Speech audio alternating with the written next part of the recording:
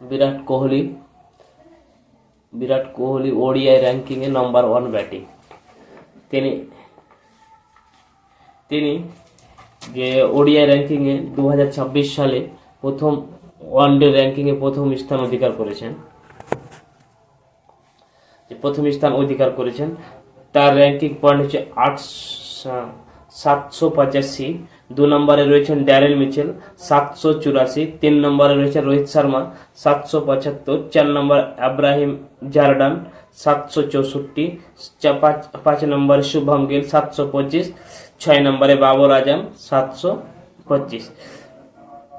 বিরাট কোহলি সব থেকে বেশি নাম্বার 1 ব্যাটার হিসাবে এখন বর্তমানে রয়েছে। এখন 4 বছর কন্টিনিউ করার পরে 2017 থেকে 2021 তারপরে ফের তিনি নাম্বার 1 ব্যাটিং রয়েছেন। এবার 2026 সালে তিনি প্রথম বছরে প্রথমেই নাম্বার 1 ব্যাটিং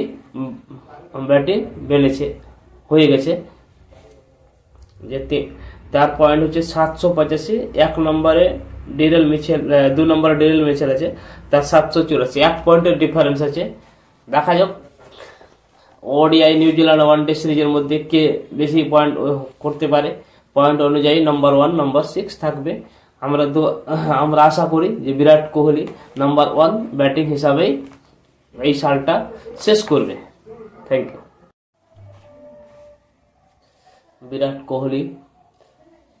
বিরাট কোহলি ওডিআই র্যাঙ্কিং এ নাম্বার 1 ব্যাটিং। তিনি যে ওডিআই র্যাঙ্কিং এ 2026 সালে প্রথম ওয়ানডে র্যাঙ্কিং এ প্রথম স্থান অধিকার